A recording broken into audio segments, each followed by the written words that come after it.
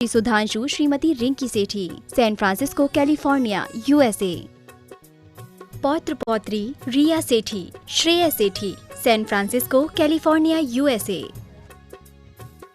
आदरणीय पिताजी एवं माताजी स्वर्गीय श्री आत्मा प्रकाश जी एवं स्वर्गीय श्रीमती मानकवर जी सेठी, निवासी अजमेर की पुण्य स्मृति में। आदरणीय ससुर जी एवं सास जी स्वर्गीय श्री कल्याणमल जी गोधा एवं स्वर्गीय श्रीमती माणकबाई जी गोधा, निवासी इंदौर की पुण्य स्मृति में। साड़ू व सलेज स्वर्गीय श्री चांदमल जी पाटनी, स्वर्गीय श्रीमती कमला देवी पाटनी, निवासी इंदौर, मध्य प्रदेश। साले साहब व सलहेज स्वर्गीय श्री राजेंद्र जी गोधा, श्रीमती सुभद्रा गोधा, निवासी इंदौर, मध्य प्रदेश। साले साहब व सलहेज श्री नरेंद्र गोधा, श्रीमती आशा गोधा, निवासी इंदौर, मध्य प्रदेश। भाई एवं भाभी श्री अजय सेठी, श्रीमती मीना सेठी, निवासी जयपुर, राजस्थान। भाई एवं भाभी श्री अरविंद सेठी, श्रीमती कुसुम सेठी, निवासी मुंबई, महाराष्ट्र। भाई एवं भाभी श्री आलोक सेठी, श्रीमती अलका सेठी, निवासी सीकर, राजस्थान। समस्त सेठी परिवार, सैन फ्रांसिस्को कैलिफोर्निया, यूएसए।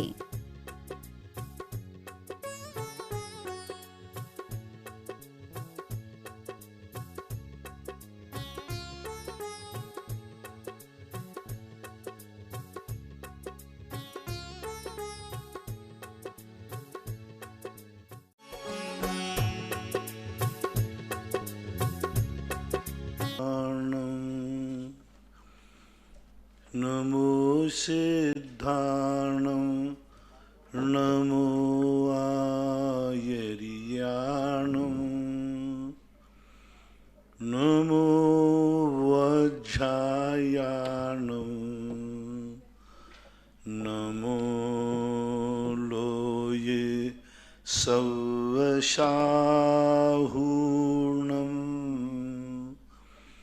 पंच परमेष्टि भगवान की जय। आचार्य श्री गुरुवर कुंद कुंद महाराज की जय। आचार्य श्री गुरुवर विद्यासागर महाराज की जय। परम पूजनीय निर्यापक श्रवण पूज्य श्री सुधा सागर जी महाराज की जय। चुल्लक श्री धैर्य सागर जी महाराज की जय। पूज्य श्री के चरणों में समस्त जिज्ञासा कर्ताओं की ओर से कोटि कोटि नमोस्तु वंदन। पूज्य श्री व्रती श्राविका विलासा जैन बेगमगंज से पूछते हैं, आपके पावन चरणों में नमोस्तु।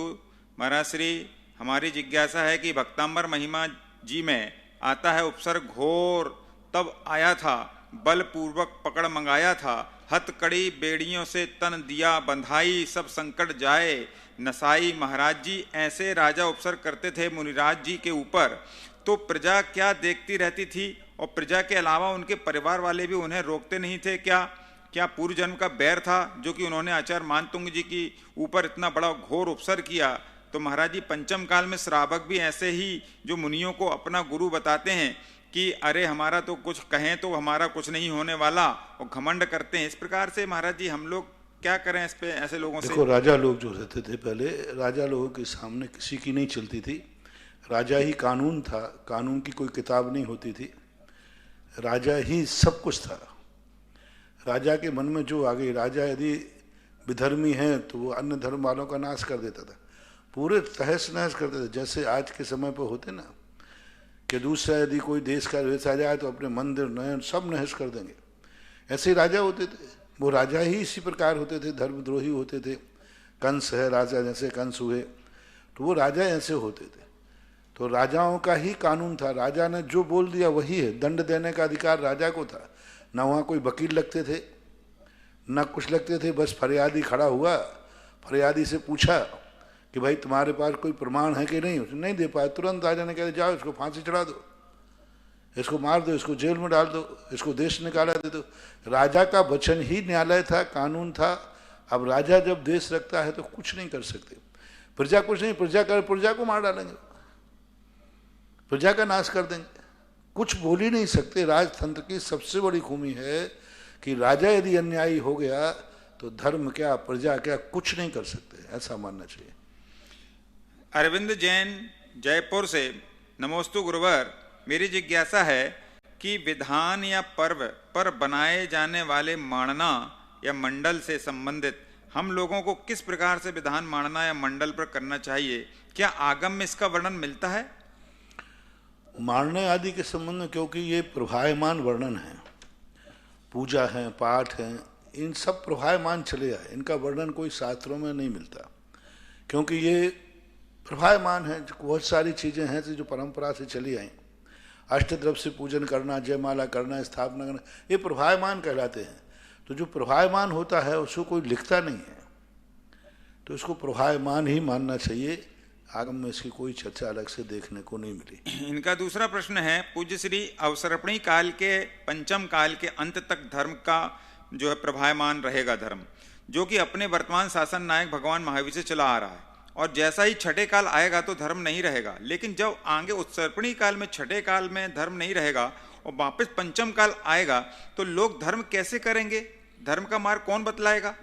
उसके संबंध में आगम में कोई चर्चा नहीं है। शायद मेरी दृष्टि से उस समय धर्म नहीं रहेगा, क्योंकि पंचम काल के अंत के जब 1000 वर्ष शेष रह जाएंगे तब वे कुलकर होंगे, बताने वाले रहेंगे। छठे काल का प्रभाव बहुत काल तक चलता रहता है, इसलिए उस पंचम काल में जिन मंदिर, जिन गुरु, कैसा क्या होगा, इसके संबंध में आगम में कोई चर्चा नहीं है।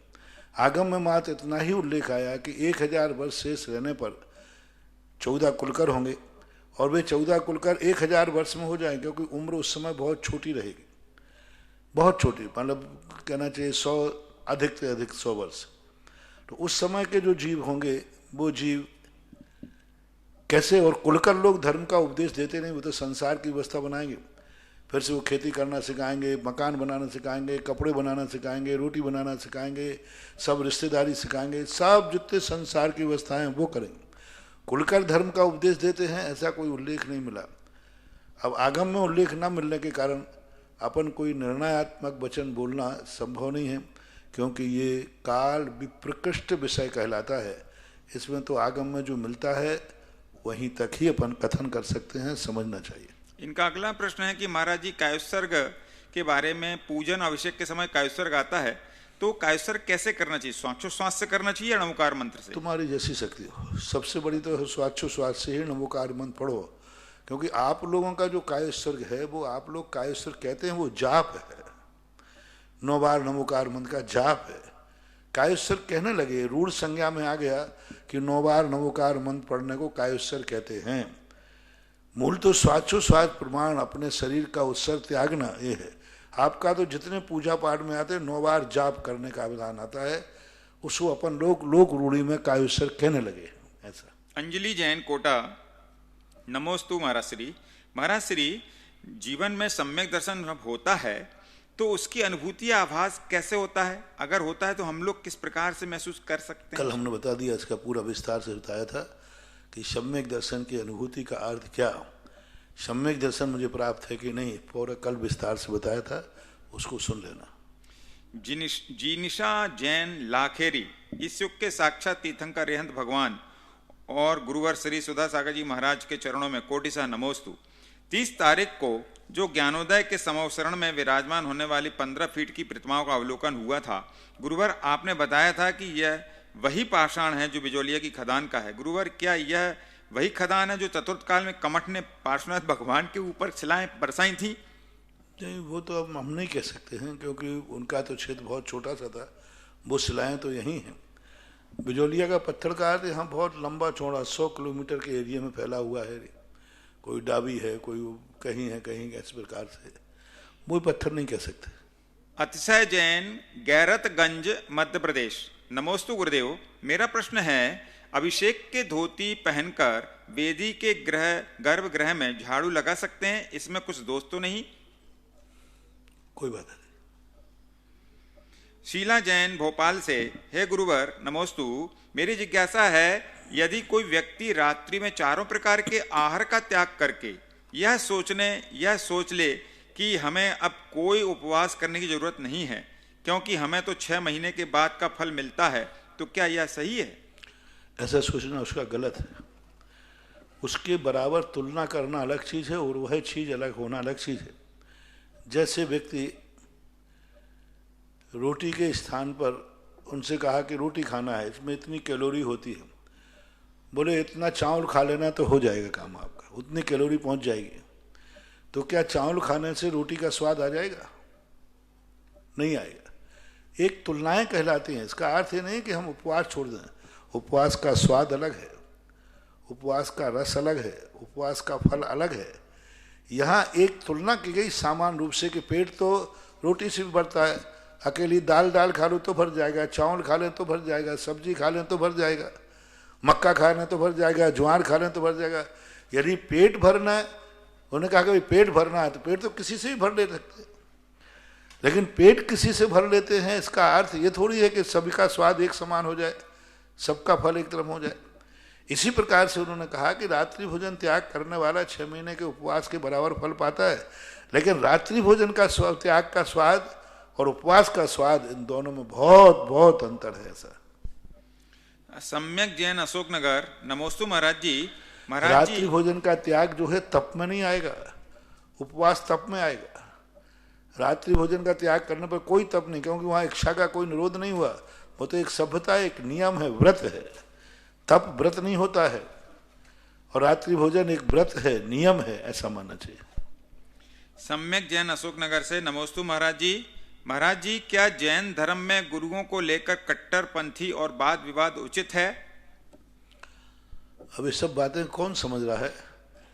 जैन धर्म में कट्टरपंथी आदि में कौन है? शिथिलाचारी गुणों, आप लोग ऐसे प्रश्न करते हो जिसमें कोई भी, हाँ साधुओं के संबंध में करते हैं, लेकिन ये करो ना गुण और अवगुणी में विवाद होना सरल ठीक है कि नहीं? अब कोई व्यक्ति अवगुणी की बराबरी गुणवान से करे तो इसे शिथिलाचार और निर्दोष शरिया का वर्णन करो ना। अब सामान्य क्या मुनियों को लेकर विवाद करना ठीक है? अरे हम तुमसे कहते हैं कि तुम्हारी मम्मी को लेकर के 2 भाइयों में विवाद होना ठीक है? तो बाप को लेकर के विवाद करना ठीक है क्या? एक मम्मी को लेकर के 2 लोग विवाद कर रहे हैं, दोनों बेटे, 2 पिता को लेकर कर, पिता की संपत्ति को लेकर कर रहे, तो सब लोग यही कहें कि नहीं करना चाहिए। अब ये पूछो कि कोई न्याय अन्याय कर रहा है तो क्या है? कोई शिथिलाचारी साधु की बराबरी और शुद्ध साधु से कर रहा है, उनकी बराबरी कर रहा है, उनकी जयकार बोल रहा है, उनका अर्घ चढ़ा रहा है, तो ऐतराज होना ही चाहिए। कोई व्यक्ति कोई 100 में से 99 नंबर ला रहा है और एक फेल है, और दोनों को कहे कि दोनों को बराबर पुरस्कार दिए जाए। ध्यान रखना, जब तक स्कूल में, कॉलेज में, कंपनियों में सबको एक समान, सभी विद्यार्थी हैं। 33 नंबर लाया वो भी विद्यार्थी है, सप्लीमेंट्री लाया वो भी विद्यार्थी है, और 99 नंबर ला रहा वो भी विद्यार्थी। विद्यार्थी तो सब हैं। तो फिर कॉलेज वाले 99 वाले को गोल्ड मेडल क्यों देते हैं? पुरस्कार क्यों देते हैं? उसका सम्मान क्यों दिया जाता है? उसको नौकरी जल्दी क्यों मिलती है? विद्यार्थी तो 33 नंबर वाला भी है, फेल वाला भी है। कॉलेज, जिस कॉलेज में ऐसा होता है कि चाहे 99 वाला हो, चाहे 33 नंबर वाला हो, चाहे कोई भी हो, सब बराबर हैं, सब बराबर हैं। ध्यान रखना, वो विद्यालय नहीं कहलाता, धांधली। ऐसे विद्यालयों में पढ़ने वाले, सर्टिफिकेट लेने वालों को चौकीदारी भी नहीं मिलती है, जहां 33 नंबर और 99 नंबर वालों में कोई भेद नहीं है। सबसे अच्छे कॉलेज वो कहलाते हैं जहां 99 नंबर का मूल्यांकन 99 का किया जाएगा, 33 वाले का 33 से किया जाएगा। अंधेर नगरी चौपट राजा, टकेसेर भाजी टकेसेर खाजा, ऐसा थोड़ी होता है। यदि ये होने लग जाए तो समझ लेना जैन धर्म खत्म। जैन धर्म एक एक नंबर का अंतर करता है। पूज्यवर कुंद स्वामी ने स्पष्ट लिखा, गुणवानों से गुणहीनों की बराबरी करना ये साक्षात नरक का द्वार है। पार्श्वस्थ अनंत संसार में भटकेगा। जो एक अच्छे साधु की साधना करने वाले भ्रष्ट शिथिलाचार साधु की बराबरी करता है, उनके बराबरी पर फोटो लगाता है, उनकी बराबरी पर अर्घ चढ़ाता है, उनकी बराबरी पर जयकार बोलता है, ध्यान रखना उसकी दुर्गति निश्चित है। बहुत बड़ी निंदा की इसमें। सारी जिंदगी भर का पुण्य जो है क्षय को प्राप्त हो जाएगा। ये भेद तो करना ही पड़ेगा।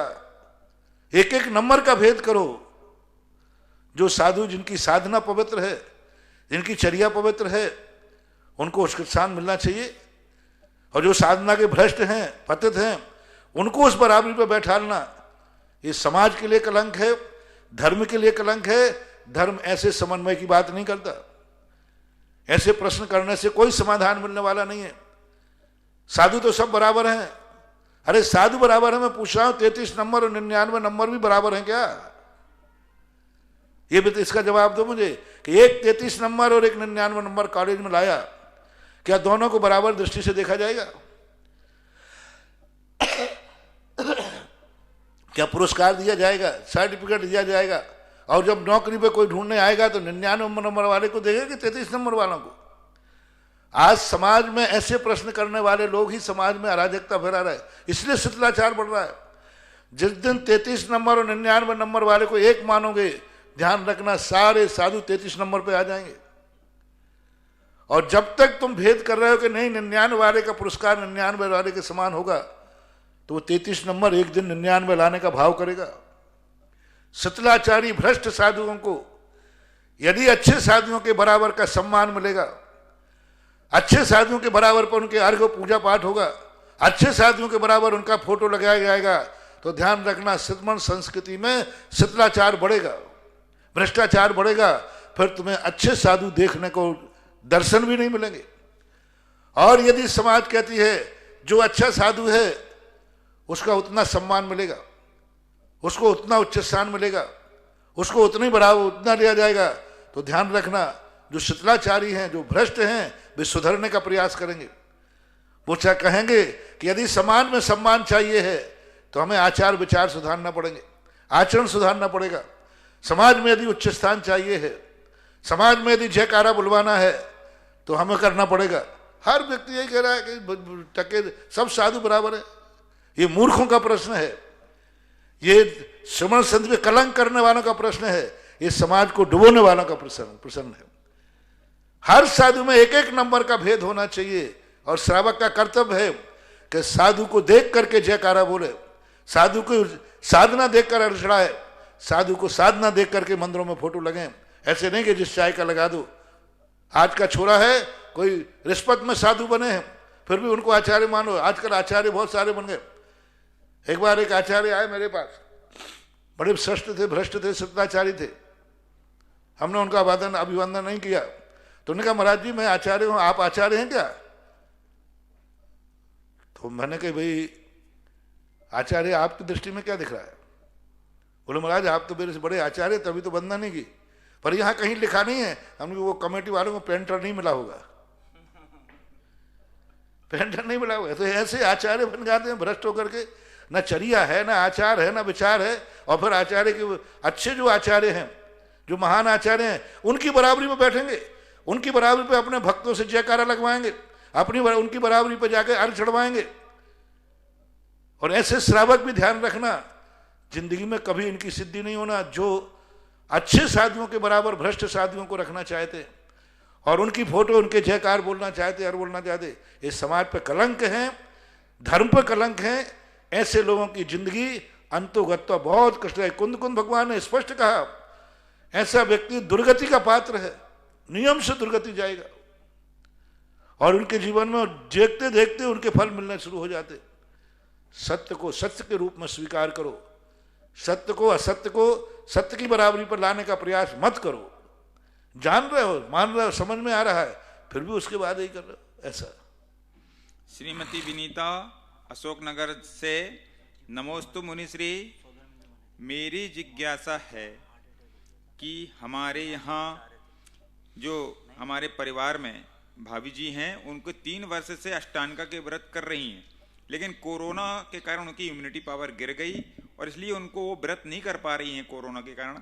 तो क्या वो आगे कर सकती हैं 1 साल का गैप लेकर? कोई बात नहीं। खुशबू जैन नरसिंहपुर, नमोस्तु महाराज जी। मेरी जिज्ञासा है नेता की दृष्टि अपने दोषों पर हो या दूसरों के गुणों पर?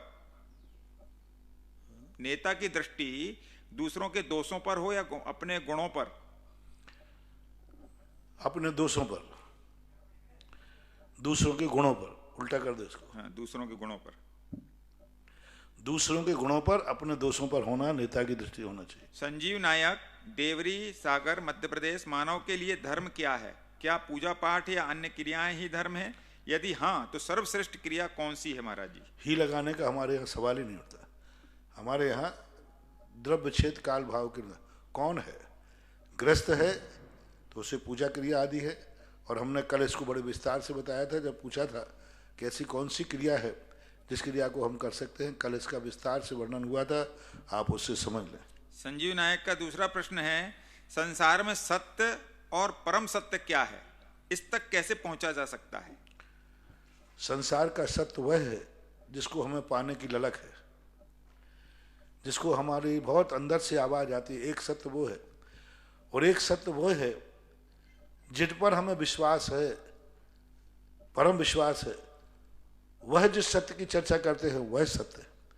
तीसरा सत्य वह है जो निर्दोष है, शर्मान्य है, जिन्होंने सत्य को पा लिया है, और मेरी दृष्टि उन पर है कि इन्होंने सत्य को पा लिया है, फिर वो जहां विराजमान है वही सत्य है।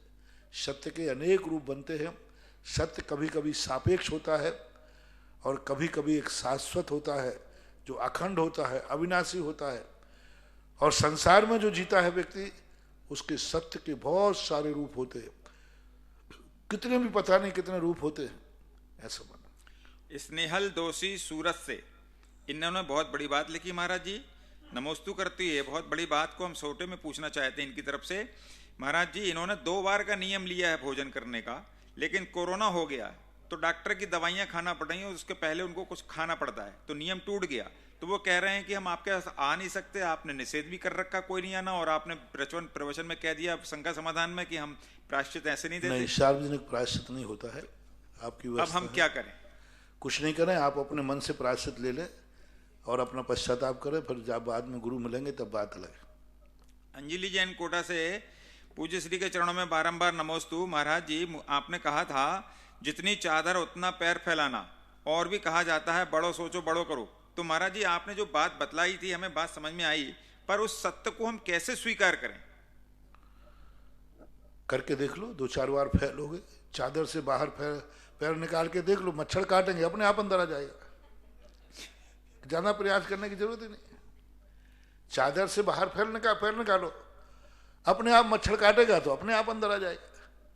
बाहर पैर निकाल के देख लो, ठंड लगेगी, अपने आप पैर सिकुड़ जाएगा। तो बाहर करके देखना चाहिए प्रैक्टिकल, कुछ चीजें प्रैक्टिकल करो, फिर बाद में दोबारा हमसे पूछने की जरूरत नहीं पड़ेगी। यदि आपने पैर बाहर निकाला और ठंड तेज लगी तो पैर कोई आकर के अंदर करेगा कि अपने आप तुम अंदर कर लोगे? जैसे बाहर निकला और मच्छर ने काटा तो अब पैर कोई उठा के अंदर रखेगा कि अपने आप अंदर आ जाएगा? हाँ, थोड़ी ठोकरें खाओ, ठीक हो जाओगे। निश्चय बेंगलोर से पूछते हैं, नमोस्तु गुरुदेव, क्या श्रावक गवासन से नमस्कार कर सकते हैं? कर सकते हैं, या सिर्फ मुनिया श्रावक ही नहीं, कर सकते? श्रावक को ही करना, सबके लिए है। सोनम जैन सागर से, नमोस्तु गुरुवर, जिस दिन लंका में रावण का वध हुआ उसी दिन दोपहर में अनंत वीर का महाराज का संग लंका में आया, तब मंदोदरी को आदि लेकर लंका की 48,000 स्त्रियों ने दीक्षा ले ली। जिज्ञासा है कि इतनी संख्या में कमंडल और पिच्छी अचानक कहां से आए होंगे? जिसने पेट दिया वो रोटी भी देगा, जिसने जीवन दिया वो कफन भी देगा। इसी कोई चिंता नहीं करना। जब इतने लोग दीक्षाएं लेते थे तो पहले घर घर में लोग अपना कमंडल रखते थे। आप कमंडल की बात कर रहे हो? देवता भी व्यक्ति 8 वर्ष का होते ही अपने घर में कमंडल पीछे रख लेता था। पता नहीं किस दिन भाव हो जाए मुनि दीक्षा के और गुरु के पास गए तो गुरु ये ना कह दे कमंडल पीछी नहीं है। दीक्षा लेने वाला अपने घर से कमंडल पीछी लेके जाता था, गुरु मारे कमंडल पीछी ये पकड़ो। घर घर में कमंडल पीछी होते थे। पता नहीं कब किसके भाव हो जाए, कब किसके परिणाम हो जाए। श्रावक इतने जागरूक रहते थे, श्रावकों के घरों में जागरूक रहते थे। अरे कभी भी अपने यहाँ दीक्षाएं हो सकती हैं, पता नहीं कमंडल की कब जरूरत पड़ जाए। जैसे आज कोई चीज की जरूरत होती है तो आप लोग घरों में रख लेते हो, अरे कभी भी महाराज आएंगे तो इसकी जरूरत पड़ जाएगी। पाटे बना के रख लेते हैं आप घरों में, अरे महाराज जी आएंगे तो पट्टे की जरूरत पड़ेगी, चौका लगेगा। तो ऐसे ही जो लोगों को रहता था कि कभी भी कितनी दीक्षाएं हो सकती हैं, तो लोग घर घर में उपकरण रखते थे, पिछी कमंडल, कि हम महाराज को ऊपर पिछी कमंडल भेंट करेंगे, उपकरण दान देंगे। जैसे आपके यहाँ अन्य चीजें उपकरण के रूप में रहती हैं, ऐसे घरों घरों में पिछी कमंडल भी रखते थे। क्योंकि हमारे यहाँ श्रावक को संयोपकरण और शौचोपकरण भेंट करने का प्रावधान है, इसलिए अब आप लोगों को भी रखना चाहिए। जब कभी दीक्षा हो तो जाके दे दो। अब ठीक है, व्यवस्थाएं समय समय के अनुसार बन जाती, कोई बात नहीं। श्रीमती प्रीति शैलेंद्र जैन देवास, गुरुवर के चरणों में नमोस्तु। महाराज श्री, हमारे घर में सूतक चल रहा है, उस परिवार के सदस्यों के नाम से किसी अन्य व्यक्ति के द्वारा शांति धारा की जा सकती है क्या? की जा सकती। पवन जैन टोंक से नमोस्तु गुरुजी। पंडित जसहर राय द्वारा रचित हिंदी के अभिषेक पाठ में दोहा आता है, कृपया उसका अर्थ बताने की कृपा करें। मैं जानत तुम अष्ट कर्म हनि शिव गए, आवागमन विमुक्ति राग वर्जित भये, पर तथापि मेरो मनोरथ पूरत सही, नए प्रमाण ते जानी महासाता लही। ये क्या है कि पूज्यवर माघनंदी महाराज ने एक पंक्ति लिखी है, कर्म प्रबंध निगडैरपहीन ताप्तम ज्ञात्वापि भक्ति वसता परमादि देवम। इसकी पंक्तियों का अनुवाद है इन्होंने, क्योंकि उन्होंने लिखा है ना, तो मैं जानत तुम अष्टकर्म, मैं जान रहा हूं, कर्म प्रबंध निगडैरपहीन ताप्तम ज्ञात्वापि, मैं जानता हूं भगवान आपको नहाने की कोई जरूरत नहीं है, आपका कोई मल नहीं है, आप अष्टकर्म से रहित होकर हानि नाश करके इससे यानी मोक्ष चले गए। आवागमन विमुक्ति राग वर्जित भये, और अब दोबारा आवागमन नहीं होगा, आवागमन मुक्ति यानी जाना आना जन्म और मरण जो है इससे मुक्ति हो गए।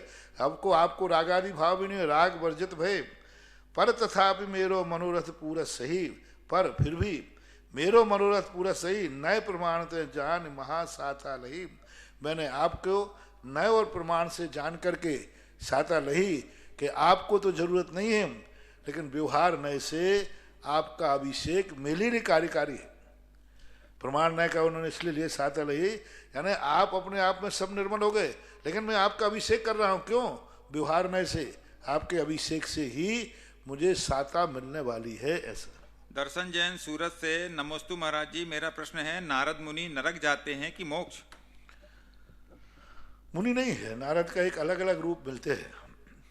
नारद जो जिन दर्शन में नाम से हैं वे तो नियम से अधोगति के ही पात्र होते, लेकिन नारद कोई के नाम भी होते। अब वो जो कथा आती है ना झूठ बोलना वसुदेव में, तो उसमें स्पष्ट आता है आपकी पूजा में, वसु झूठ सेती नरक पहुंचा स्वर्ग में नारद गया। तो वो नारद एक नाम का नारद था, एक नारद पद है और एक नारद नाम है। तो जो नारद पद पर जो बैठते हैं उनके लिए व्यवस्था बनाई गई है, बाकी नाम से कोई मतलब नहीं। अच्छे राजा भी हुए हैं, अच्छे लोग भी हुए हैं जो नारद स्वर्ग गए हैं।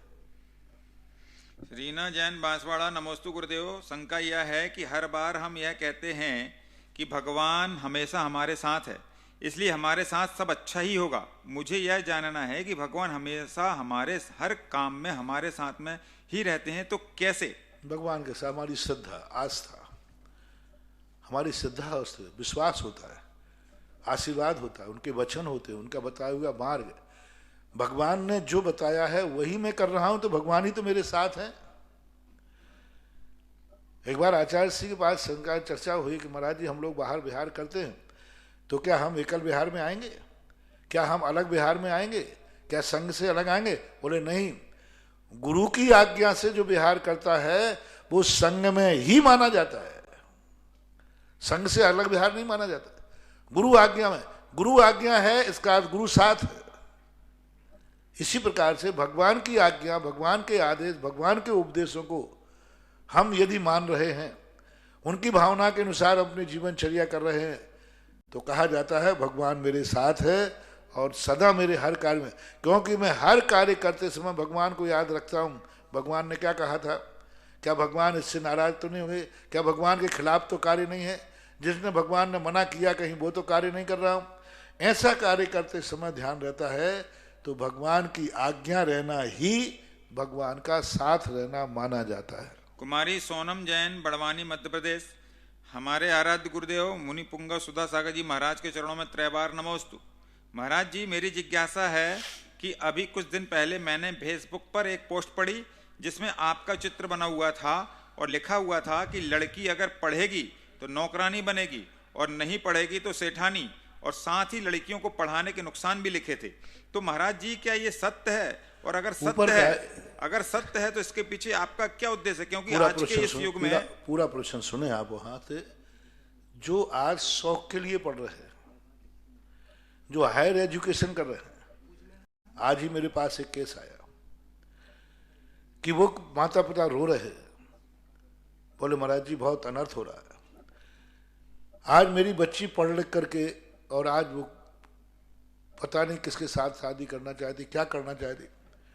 गलती हमारी है, हमने उसको बहुत पढ़ा दिया, इतना पढ़ा दिया कि वो कंट्रोल से बाहर हो गई। आज देखो तो सही पढ़े लिखी बच्चियों के क्या हाल हो रहे हैं, कुल को कलंकित कर रहे हैं, माँ बाप का मुंह काला कर रहे हैं, क्या स्थिति बन रही है, देखो हालत क्या हो रही है। और पढ़ लिखने के बाद जो साल में उनके बच्चों की बात देखो क्या हो रही है। उनके बच्चों से पूछो जिनके माँ बाप नौकरी पर हैं, और बच्चे कहते महाराज जी मैंने तो माँ बाप हमें मिलते ही नहीं है, माँ बाप फ्री हैं, वे दिन भर नौकरी पर जाते हैं। फिर उनके संतानों का क्या भ्रष्टाचार होता है। नौकरी करने वालों के बच्चों का हाल बहुत बुरा होता है, उन्हें कोई बारिश नहीं, कोई नहीं संभालता, वो प्राय गलत मार्ग पर जाते हैं। दूसरी बात है कि जब वो माता पिता जो बच्चों के नहीं हुए अपनी नौकरी में लगे रहे, तो बड़े होने के बाद माता पिता का बुढ़ापा ऐसा मिलता है कि एक गिलास पानी को तरसते हैं। बच्चों से पूछो, बहुओं से पूछो, उनसे पूछो कभी क्या है, बोले इन्होंने कौन सा हमें सेवा कर ली, हमें कौन सा पानी पिला दिया, मेरा जन्म हुआ मैं नौकरानी ने पाला है, मेरे जन्म के बाद पढ़ाई में मुझे हॉस्टल में डाल दिया था, अब मैं इनका बुढ़ापे में।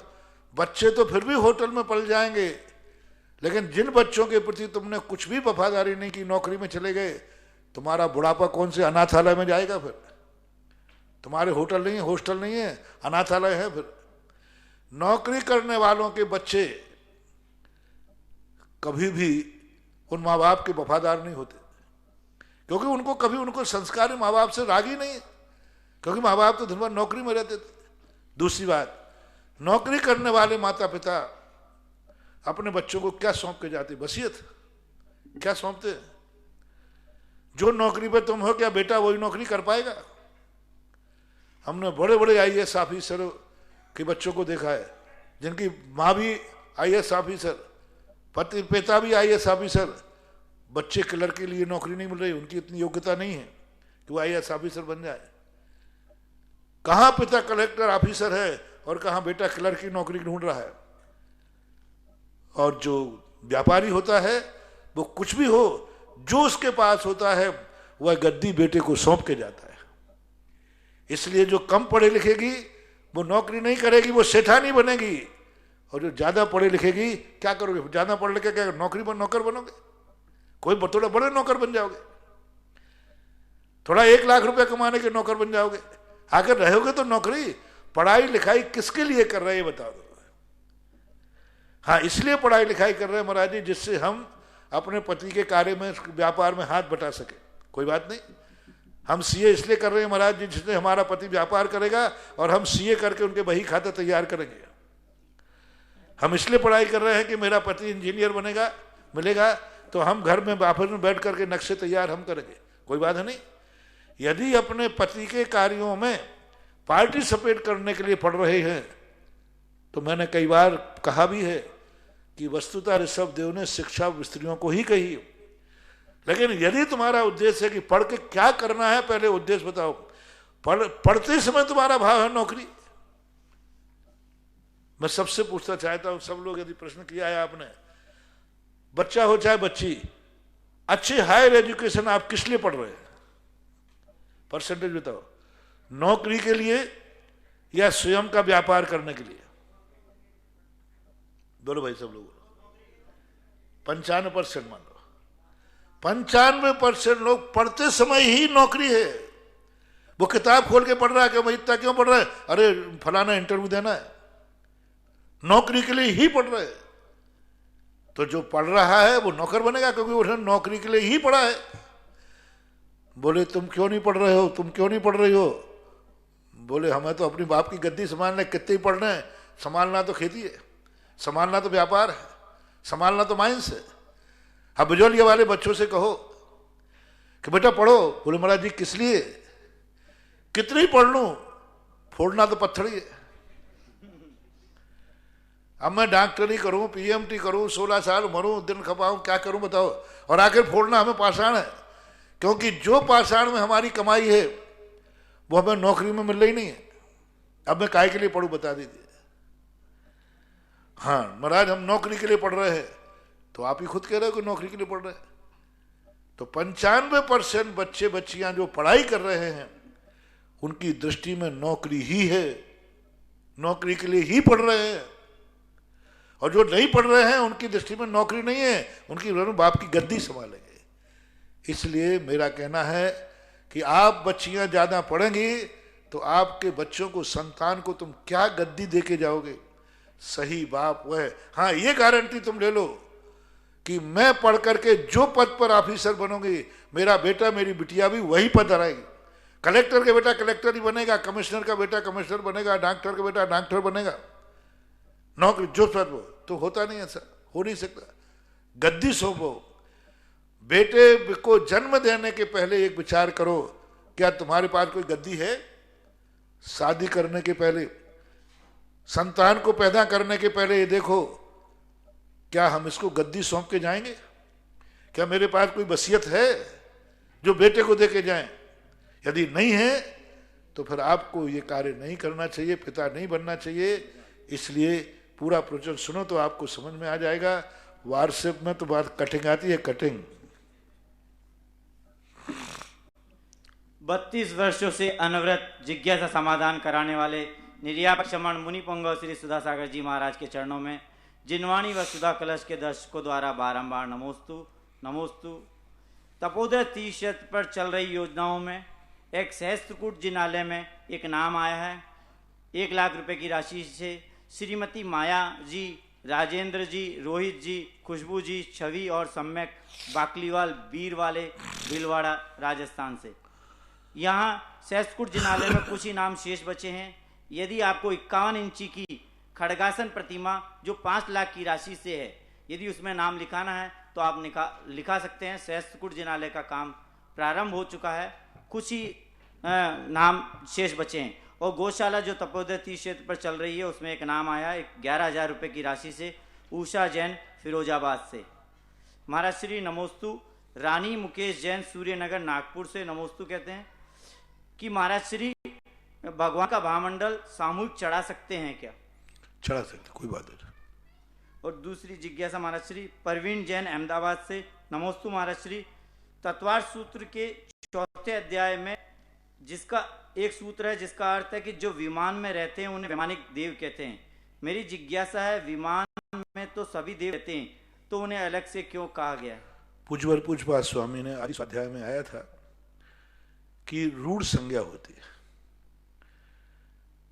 हालांकि विमान में नहीं रहते, सभी विमान में नहीं रहते हैं। व्यंतर, भवनवासी आदि, इनको विमान संज्ञा नहीं है, इनको भवन, आवास और पुर संज्ञा, भवन पुर आदि संज्ञा है।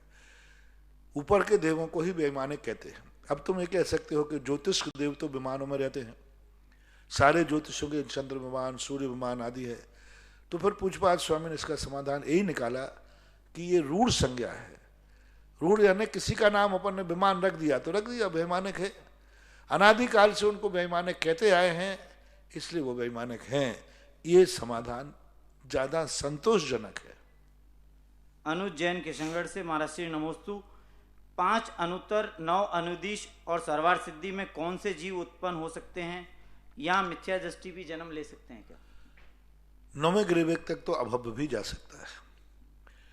9 अनुदिश 5 अनुत्तर में नियम से सम्यक दृष्टि ही जन्म लेते हैं। सम्यक दृष्टि ही नहीं, मुनि महाराज ही जन्म लेते हैं। मुनि महाराज ही नहीं, परम भावलिंगी संत ही जन्म लेते हैं। परम भावलिंगी विशुद्ध संत जो होते हैं वे जाकर के जो मोक्ष का अधिकार रखते हैं लेकिन किसी कारणवश मोक्ष की विशुद्धि नहीं बना पाते हैं, ऐसे लोग अनुदेशों में, अनुत्तरों में जाते हैं। जम्बू जैन बिजोलिया से नमोस्तु महाराज श्री। महाराज श्री, मेरी जिज्ञासा कि आदिनाथ भगवान ने पूर्व भव में बैल के मुख पर पट्टी बांधी थी तो उनको 6 माह तक आहार नहीं मिला। अभी पूरे विश्व ने मुंह पर पट्टी बांधी हुई है, तो इसका किसको फल मिलेगा? मुंह पे पट्टी बांधने का उद्देश्य अलग है। अभी ये उद्देश्य सुरक्षा का है, वहां उसको ताड़ित करने का था, उसके प्रति कसाय भाव था, उसको किसी प्रकार से उसको भूखा रखना था, ऐसा भाव था। अभी तो ये सुरक्षा का भाव है। कहाँ कहाँ कितना बड़े विचित्र है। मतलब इतना सब अर्थ नहीं समझ पाए कि वहां का अर्थ क्या है। यहाँ कोई तुम्हारी मुंह पे पट्टी नहीं बांध रहा, हाँ कोई तुम्हें बंदी बना करके और मुंह पे पट्टी बनाए जिससे बोल नहीं पाओ तो फिर वही दोष लगेगा। लेकिन अभी इसको मुंह पट्टी नहीं कहते, इसको मॉक्स बोलते। क्या बोलते? मॉक्स बोलते ना, मार्क्स बोलते, मार्क्स।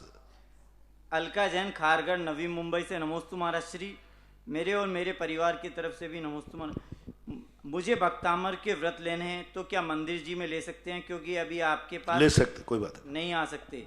व्रत किन तिथियों में करना चाहिए, इसकी विधि क्या है? कोई भक्तांबर के लिए कोई ऐसी निर्धारित तिथि नहीं है, अपनी सुविधा अनुसार कर सकते हैं। अगली जिज्ञासा रक्षिता बगड़ा। नमोस्तु महाराज जी। महाराज जी, देवताओं के 3 प्रकार के भेद बोले गए हैं, इष्ट, अधिकृत और अधिमत, तो इनका क्या अर्थ होता है? इष्ट, अधिकृत, अधिमत, अभिमत, अधिमज, अधिकृत, अधिमत। अब ये देव कौन से देव ले रहे हैं आप? स्वर्गीय देव ले रहे हो? नहीं, जिनेंद्र देव। जिनेंद्र देव। महाराज जी, स्वाध्याय के प्रारंभ में आता है ना कि 3 प्रकार से हम वंदन करते हैं। ठीक है, जैसे मान लीजिए पूजनी देव में बात कर रहे हैं ना, जिनेंद्र देव, तो पीठ में कहलाता है, पहले कहलाता है इष्ट देव। इष्ट देव का अर्थ होता है हमारी जिससे सिद्धि होती है। जैसे आप लोगों के मूल नायक हैं जो है, उनको इष्ट देव मानते हैं, पारसनाथ क्षेत्र के हैं, तो मूल नायक जो होते हैं वो इष्ट देव कहलाते हैं। उस समाज के, उस कॉलोनी के, उनके प्रति उनका एक अनुराग भाव होता है, जिनके सामने हम अपने अच्छे और बुरे की दस्तूर करते हैं, उनको इष्ट बोलते हैं। जैसे आपके यहाँ शादी ब्याह हुआ, कोई कार्यक्रम हुआ, तो आपने कहा नहीं पहले हमारे मूल नायक को श्रीफल चढ़ा दो। कोई भी अच्छा बुरा कार्य होता है तो दस्तूर जहाँ जाता है उसको इष्ट बोलते हैं। और एक होते अभिमत, सर्वसम्मत, सबके लिए सब मानते हैं कि नहीं ये देव सब श्रेष्ठ देव हैं, उनमें किसी का कोई भेद नहीं है। जैसे तीर्थ क्षेत्रों पर स्थित मूर्तियां, तीर्थ क्षेत्रों पर जो मूल नायक बैठते हैं वो सब अभिमत होते हैं। कॉलोनी में और गांव के मंदिर में जो भगवान बैठते हैं वो इष्ट होते हैं। और ये जो है जितने तीर्थ क्षेत्र हैं, क्योंकि ये किसी व्यक्ति समाज विशेष से नहीं है, तीर्थ क्षेत्र है, तो तीर्थ क्षेत्र के जितने भी मूल नायक होते हैं, मूल चंद्रप्रभु हैं, पारसनाथ हैं, आदिनाथ हैं, चांदखेड़ी, सांगानेर आदि, ये सब भगवान जो हैं ये कौन से अभिमत कहलाते हैं। और एक अधिकृत देव होते हैं, उन्हें दुनिया माने या नहीं माने, उन्होंने अपनी साधना करके अष्ट कर्मों को नाश किया है, अनंत चतुष्टय को प्राप्त किया है, तो वे अधिकृत हैं। कोई भी नहीं मान रहा, उनको कोई को पता ही नहीं है कि कोई भगवान है। अनंत अनंत सिद्ध परमेष्ठ हुआ है, कितने के नाम पता है। तो जो अधिकृत यानी जो साधना और तपस्या करके गए हैं, किसी को भी मालूम नहीं है, वे अधिकृत देव कहलाते हैं। जैसे नमो अरिहंताणम, नमो अरिहंताणम अधिकृत अरहंत हैं, जितने हैं सब। नमो आयरियाणम, नमो अध्यायणम, अब नमो आयरियाणम ये अधिकृत है, जिन्होंने 36 मूल धारण करते वे सब हमारे लिए वंदनीय है। तो ऐसा मानना चाहिए, अभिमत, इष्ट और अधिकृत। ऐसा। नमोस्तु महाराज जी। रोहित जैन जबलपुर से। महाराज श्री नमोस्तु। मैं रोज अभिषेक कर गंधोदक अपनी दुकान में ले जाता हूँ। एक दिन मैंने आपके प्रवचन में सुना था कि वह गंधोदक काम करने वाले को या अपने से पुण्यहीन व्यक्ति को भी दे सकते हैं। महाराज जी, मेरी दुकान में एक रोज गाय आती है, मैं उसको रोटी देता हूँ और प्रवचन सुनने के बाद उसके माथे पर गंधोदक छिड़कता हूँ। फिर महाराज श्री, इससे गंधोदक का क्या महत्व है ऐसा देने से? क्यों नहीं महत्व, गंधोदक को महत्व ही। दुखी लोगों के लिए गंधोदक दे दो, गाय को आप गंधोदक देते दे सकते, किसी को भी दे सकते, जिसके प्रति आपका दया भाव हो। जीव है जीव, यदि सूकर भी है, वो तड़प रहा है, दुखी है, उसकी कामना के लिए अपन 2 बूंद गंधोदक दे दो ना, क्या फर्क पड़ता है। मैंने कहा ना कि यहाँ पीछे कुत्ता पड़ा हुआ था, मैंने उसके नाम की शांति धारा कराई, खुद गंधोदक लेके गया और मैंने अपने हाथ से उसको गंधोदक दिया। दया भाव है, कोई बात। अब नवोकार मंत्र लोगों पार्श्वनाथ को सुना दिया, और उसको पार्श्वनाथ ने उसको सुना दिया, या आप सांत्वना दे दी। अरे भाई, तुम शुकर को गंदा कह रहे हो, हमारे एक बहुत बड़े महाराज हुए थे, उन महाराज को सूकर नहीं बचाया था। आवास दान में प्रसिद्ध है, शेर खाने आ गया, सूकर ने बचाया। जब मुनिराज को सूकर बचा सकता है तो सूकर भगवान का गंधोदक के लिए अधिकृत क्यों नहीं हो सकता। पूज्यपाद जिनसेन स्वामी ने महापुराण के अंदर 4 जानवरों का वर्णन किया, नौला, सिंह, सूकर और एक और दिया बंदर। ये चारों का वर्णन किया। ये चारों के चारों जीव महाराज का मुनिराज का आहार देखकर सम्यक को प्राप्त हो गए, और चारों ने महाराज का आहार देखा कि सम्यक को प्राप्त होकर के व्रत लिए और संलेखना पूर्वक मरण करके और आदिनाथ भगवान के साथ मोक्ष गए। जिनसेन स्वामी ने महापुराण में लिखा कि ये चारों प्राणियों को जब पूछा वज्र संघ ने श्रीमती के जीव ने कि ये चारों प्राणी क्यों गदगद हो रहे हैं, बोले आपकी आहारचर्या देखकर जो दिया है ना, और ये आपके साथ ही मोक्ष जाएंगे। भरत क्षेत्र में आप मुनिराज बनोगे, तीर्थंकर बनोगे, उस समय ये जीव भी अपना कल्याण करेंगे। अब बोलो, सूकर पर्याय में मुनिराज के आहार देख करके सम्यक दर्शन प्राप्त किया और देश व्रत संलेखना पूर्वक मरण कर स्वर्ग है। जीव है, कोई बाधा नहीं है। अगली जिज्ञासा ऑडियो के माध्यम। नमोस्तु गुरुदेव, मैं वैभव काला सूरत से मेरे और मेरे परिवार की तरफ से पूरे संघ को 3 बार नमोस्तु नमोस्तु नमोस्तु। गुरुदेव, मेरी जिज्ञासा है कि पासना स्तोत्र में आता है, तू ही कल्प वृक्षम, तू ही कामधेनम, तू ही दिव्य चिंतामणि नागयनम। गुरुदेव, इसका अर्थ क्या होता है? कृपया जिज्ञासा का समाधान करेगा। पार्श्वनाथ स्तोत्र में पहली बात तो पार्श्वनाथ स्तोत्र ना तो हिंदी का है ना संस्कृत का है। उनमें तो वही वाली बात है, बिंदी रखंतम संस्कृत पठंतम। तो वो श्लोक श्रोति पता नहीं कैसे बना दिया। फिर भी तुम्ही नाग धैनु, तुम्ही चिंतामणि, हाँ तुम्ही चिंतामणि हो, तुम्ही सब कुछ एक प्रकार भगवान की महिमा है, और क्या है। अगली जिज्ञासा ऑडियो। गुरुदेव के चरणों में कोटि कोटि नमोस्तु। मेरा, मेरे परिवार की ओर से, मेरे दीदी जी जो मेरी भनेज की ओर से भी नमोस्तु नमोस्तु नमोस्तु। गुरुदेव, एक से पूछना था, जैसे गुरुदेव कोई अपन को धोखा देता है या कोई किसी का विश्वास तोड़ता है या कोई किसी को अपन वचन देता है कि हम ऐसा वचन निभाएंगे और अब वो व्यक्ति अपने वचन से मुकर रहा है, तो गुरुदेव हम ये जानना चाहते हैं कि ऐसे लोगों के साथ हमारे जैन धर्म में, आगम में, धर्म अनुसार क्या बताया गया शास्त्रों के? प्रश्न 2-3 दिन पहले भी ये प्रश्न आया था, और यही प्रश्न का, ये प्रश्न तो बहुत आते हैं। ये प्रश्न नहीं आता कि महाराज जी यदि मैं किसी को धोखा दूं, विश्वासघात करूं और किसी को वचन देके तोड़ूं तो मेरी कौन सी दुर्गति होगी, ये नहीं आता। यानी दूसरों के लिए तो व्यक्ति मंच पर उतारना चाहता है, और स्वयं किसी को धोखा देवे तो कब वो किसी को पता भी नहीं चलने दे। और इसके उत्तर हम दे चुके हैं, अभी 2-3 दिन पहले आया था। अगली जिज्ञासा ऑडियो के माध्यम। गुरु जी के पावन श्री चरणों में कोटि कोटि नमोस्तु।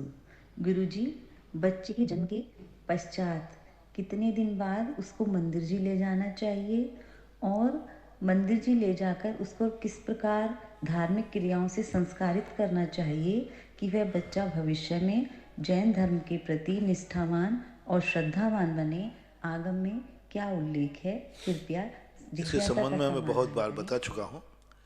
45वें दिन जाकर के मंदिर में ले जाकर के उसको बढ़िया भगवान का अभिषेक करना चाहिए, शांति धारा करना चाहिए, पंच परमेष्टि विधान आदि करके उसको गंधोदक देना, विधान के बाद उस पर तिलक करके से साक्षत करना, और उसके हाथ लगाकर कोई ना कोई चीज़ का दान में आदि बोल करके करना। और ये नियम लेना कि जब तक ये बेटा 8 वर्ष का नहीं हुआ, बिटिया 8 वर्ष की नहीं हुई, इसके अष्टमूल गुणों का पालन मैं कराऊंगी।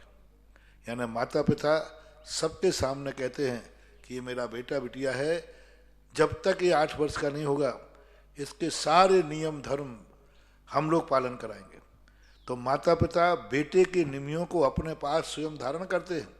इसको हम अभक्ष नहीं खाने देंगे, हम रात में नहीं खाने देंगे, हम इस प्रकार सारे नियम जो अष्टमूल, मांस, मधु, मांस आदि सबका त्याग कर देते। और गाजे बाजे के साथ भगवान के पास जाना चाहिए, अष्टद्रव्य साथ में ले जाना चाहिए। घर से अष्टद्रव्य का थाल लेकर के बच्चे को साथ में लेकर के और गाज बाजे के साथ जाओ और वहाँ इस प्रकार का विधान आदि करके उसका मांगलिक करो, ऐसा करना है। अगली जिज्ञासा ऑडियो के माध्यम से। ललितपुर से शीलचंद जैन, अनौरा परिवार का जन जन को सुख शांति की भावना भाने वाले निर्यापक मुनि पुंगव श्री सुधासागर महाराज को त्रिवार नमोस्तु। गुरुवर, हमारी जिज्ञासा है कि नंदीश्वर में एक दिशा में 13 जन मंदिर होते हैं, तो चारों दिशाओं के 52 जन मंदिर हुए, लेकिन हे गुरुवर, नंदीश्वर पूजन में की जयमाल में आया है कि बिंब 100 रत्नमयी सोही देव देवी सरब नैन मन मोहि। तो हे गुरुवर, ये 1 से 8 जिन बिंब प्रतिमा कहाँ पर हैं? क्योंकि नंदीश्वर में तो विराजमान होते, जहाँ जहाँ भी दर्शन किए हैं, अभी आबा में भी दर्शन करके आए तो 52 ही जिनालय हैं। हे गुरुवर, और 52 जिनालय का अर्थ क्या है? 52 ही जिनालय क्यों, कंबल क्यों नहीं होते? हे गुरुवर, जिज्ञासा का समाधान का नवोस्तु नवोस्तु। पहली बात, नंदीश्वर द्वीप में 52 की संख्या अनादि अनंत काल से है, उसका कोई रीजन नहीं है। जो अनादि अनंत काल से है, तुम प्रश्न पूछ सकते हो कि व्यक्ति की 2 ही आंखें क्यों नहीं होती, 3 क्यों नहीं होती? क्या जवाब दो? अनादि काल से 2 होती है। कान ही 2 क्यों होते, 3 क्यों नहीं होते? ये अनादि काल से। तो ये परंपराएं 52 की संख्या है। 53 करते तो तुम्हारा प्रश्न था, 54 करते तो भी प्रश्न था। तो इसलिए वो 52 है तो है, अनादि अकृत्रिम है। दूसरी बात, पूज्यवर यतिव समाचार्य महाराज ने त्रिलोय परिणति में लिखा 52 जिनालय हैं, लेकिन एक एक जिनालय में 108 मूर्तियां हैं। 108 मूर्ति एक जिनालय में है। जिनालय एक ही माना जाएगा, तो अब 52 गुणित 108 करके इतने जिनबिंब हैं उनमें, ऐसा माना जाए। अब वर्तमान में जो है, तो ये जिनालय अकृत्रिम जिनालय नहीं है, ये बनियों के जिनालय है। बनिया क्या करता है? अरे वो तो एक चावलों में 8 द्रव्य से पूजा करके आ जाता है, चावली चंदन चावली। इसी प्रकार अब वो 108 मूर्तियां आज वर्तमान में बना दी जाए, पहले तो कितना बड़ा स्थान, वो लाखों योजनों में है। लाखों 8वां दीप का जो योजन लगाएंगे वही दूना करते जाओ, 1 2 4 8 12, 8वें दीप तक जाओ। वहां पर इतना लंबा चौड़ा दीप है। एक एक जिनालय में लाखों किलोमीटर का अंतर है। एक जिनालय यहाँ है तो एक दूसरा जिनालय 1 लाख किलोमीटर, बता रहा हूँ, लाख से ज्यादा ही निकलेगा। लाखों किलोमीटर, दूसरा लाख किलोमीटर, ऐसे दिशाओं में फैले हुए हैं, पूरे द्वीप के अंदर फैले हुए हैं वो 13 जिनालय। ऐसे नहीं है ना जैसे अपन लोग बनाते, एक मंदिर के अंदर बना दिया और एक भगवान अपन प्रतीक के रूप में रहे। ये प्रतीकात्मक कहलाते, ये यथार्थ नहीं, प्रतीक है।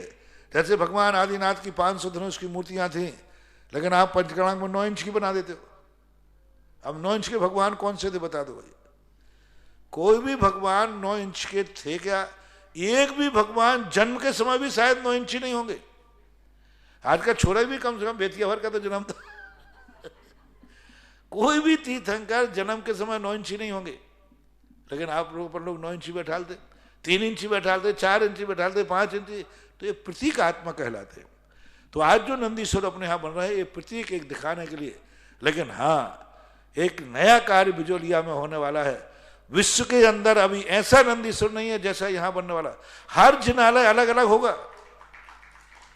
एक मंदिर के अंदर 52 डमरू बना दिए, 52 बैठा गए एक चबूतरे पे। यहाँ एक चबूतरे पे नहीं रहेंगे, हर मंदिर अलग अलग होगा जैसे वहां बने। लेकिन फिर भी हर मंदिर में 108 मूर्तियां फिर भी नहीं है। 108 मूर्तियां फिर भी नहीं बैठा सकते, क्योंकि संभव नहीं। कैसे बैठा लोगे, कैसे वंदना करोगे, कैसे उनका अभिषेक पूजन होगा, कैसे क्या होगा? तो आज के समय पर शक्य अनुष्ठान के अनुसार 52 जिनालय के अभिषेक करना, चलो मैं तो बैठा दूंगा, मेरे से कोई कंपटीशन नहीं करे, बस तुम तो नमोस्तु करने वाले संकल्प ले लो कि महाराज जितनी मूर्ति आप बैठा लो, मैं एक एक मूर्ति को नमस्कार करूंगा। तो मैं 108 मूर्तियां एक एक जिनालय में बैठा करके ऐसा नंदीश्वर द्वीप कहीं ना कहीं बनवा दूंगा। जय हो, जय हो। एक मंदिर में 108 होंगे, अब 52 के कितने हो गए भाई? 108 गुणे 52 56 5616 जिन में बैठा दूंगा। अरे मैंने तो 30-24 के बैठ रहे, पर तुम्हें 5616 नमोस्तु करना पड़ेंगे। 5616 अर्घ चढ़ाना पड़ेंगे, 5616 का अभिषेक करना पड़ेगा।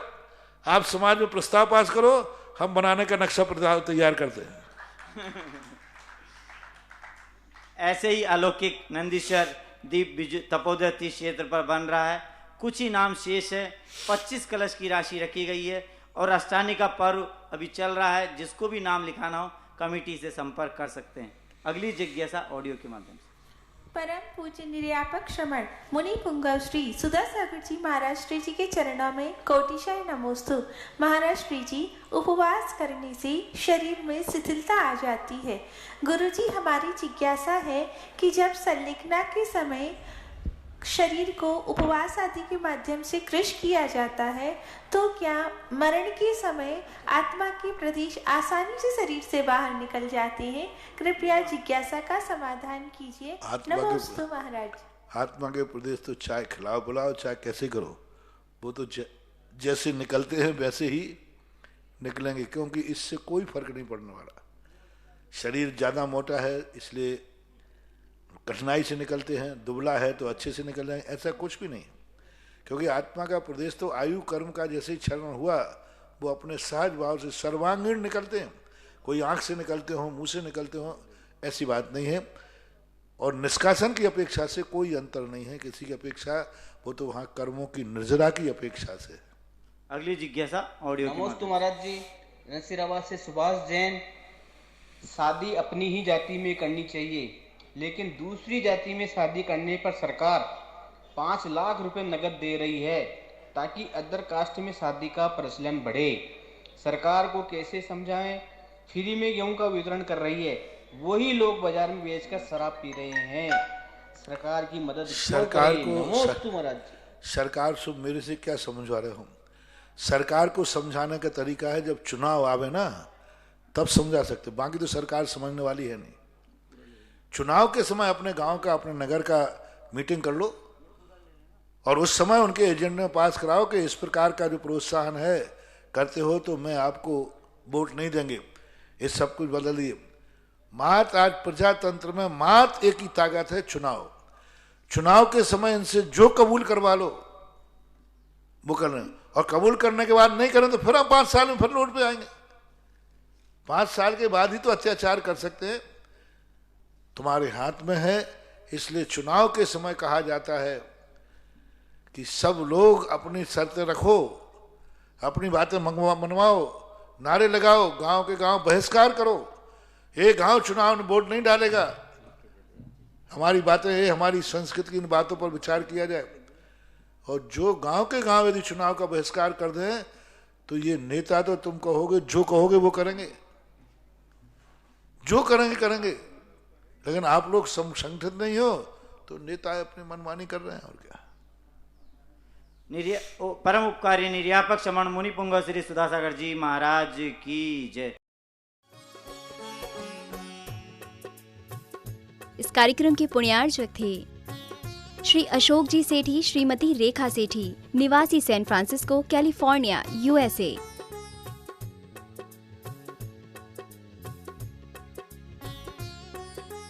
पुत्र एवं पुत्रवधू श्री हिमांशु, श्रीमती अलका सेठी, सैन फ्रांसिस्को, कैलिफोर्निया, यूएसए। पुत्र एवं पुत्रवधू श्री सुधांशु, श्रीमती रिंकी सेठी, सैन फ्रांसिस्को, कैलिफोर्निया, यूएसए।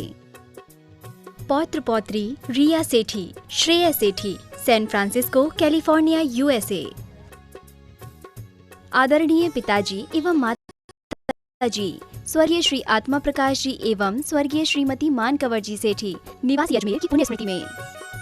आदरणीय ससुर जी एवं सास जी स्वर्गीय श्री कल्याणमल जी गोधा एवं स्वर्गीय श्रीमती माणकबाई जी गोधा, निवासी इंदौर की पुण्य स्मृति में। साड़ू व सलेज स्वर्गीय श्री चांदुमल जी पाटनी, स्वर्गीय श्रीमती कमला देवी पाटनी, निवासी इंदौर, मध्य प्रदेश। साले साहब व सलहेज स्वर्गीय श्री राजेंद्र जी गोधा, श्रीमती सुभद्रा गोधा, निवासी इंदौर, मध्य प्रदेश। साले साहब व सलहेज श्री नरेंद्र गोधा, श्रीमती आशा गोधा, निवासी इंदौर, मध्य प्रदेश। भाई एवं भाभी श्री अजय सेठी श्रीमती मीना सेठी निवासी जयपुर राजस्थान।